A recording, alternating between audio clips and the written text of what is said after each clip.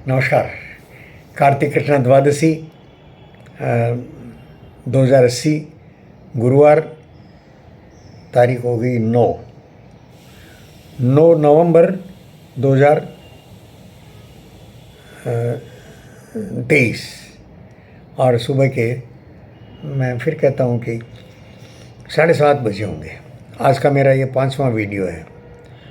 मित्रों, भारत में कुछ अस्वाभाविक घटने लगा है, अस्वाभाविक, जिसकी कल्पना संविधान निर्माताओं ने नहीं की थी। 4 खंभों पर जो हमारे भारतीय व्यवस्था का, राजनीतिक व्यवस्था हो या सामाजिक व्यवस्था हो या न्याय की व्यवस्था हो या कानून की व्यवस्था हो, उन सब व्यवस्थाओं के 4 खंभे स्वतंत्र रूप से खड़े हैं। वो खंभे आपस में एक दूसरे के और उसमें एग्जिस्टेंस में प्रश्न खड़ा करने लगे हैं। अब कल परसों की घटना है, सुप्रीम कोर्ट ने कह दिया कि जो हमने रिक्रूट किए हैं हाई कोर्ट में जज, उसमें आप फेरबदल नहीं कर सकते। सरकार को कह दिया, सरकार को खाली उनके नाम भेज दिए और अपेक्षा ये की कि आप बस उसको पास करके जल्दी भेज दीजिए, उसको रोकिए भी मत। ये भी कह दिया सुप्रीम कोर्ट ने, अनावश्यक उसको उसमें खोजबीन मत करिए, रोकिए मत।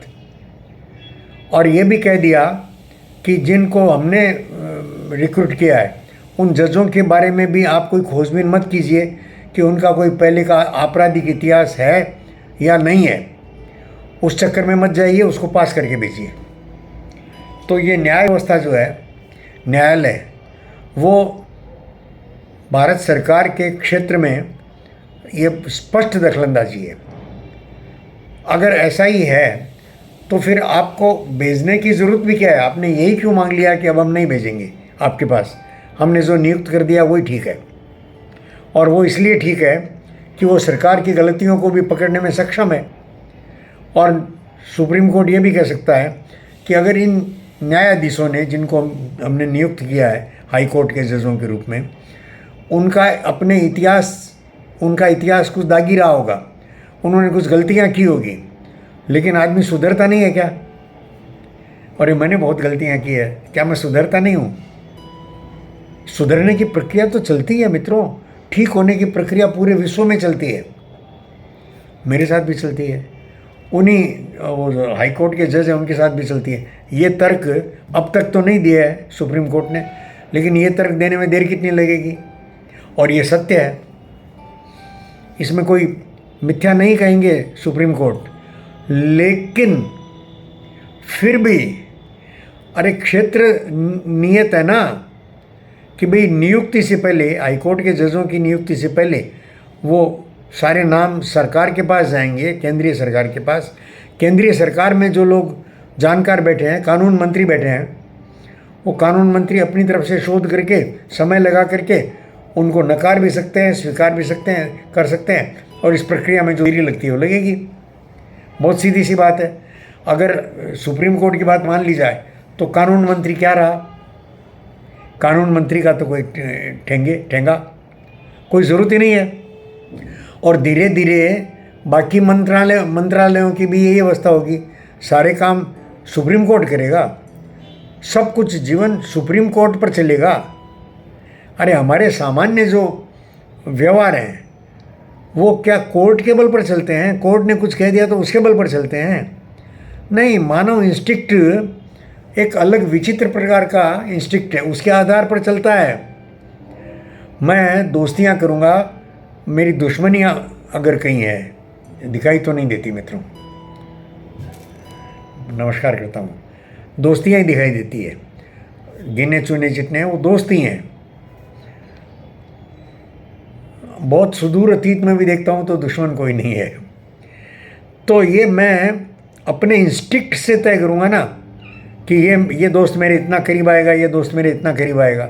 मेरे पर कितने भी बंधन हो, मेरे पर घर परिवार के, समाज के और कानून के भी कितने भी बंधन हो, अगर मेरी वृत्ति चोरी करने की है तो मैं चोरी करूँगा और उसका दंड भी जो भी समाज तय करता है वो तो मैं भुगतता ही हूँ।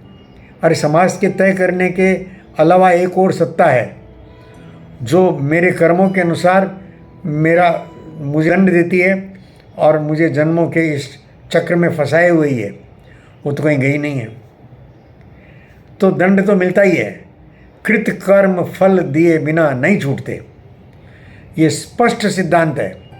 अब वो जो कर्मों का फल है वो यहाँ की व्यवस्था दे और वहाँ की व्यवस्था दी, दोनों व्यवस्थाओं को सामान्यतः मानव स्वीकार करता है। जैसे मैं स्वीकार करता हूँ, यहाँ दंड मिलेगा उसको स्वीकार करता हूँ, और वो दंड यहाँ मिल करके क्या पूरा हो गया? ना जी ना।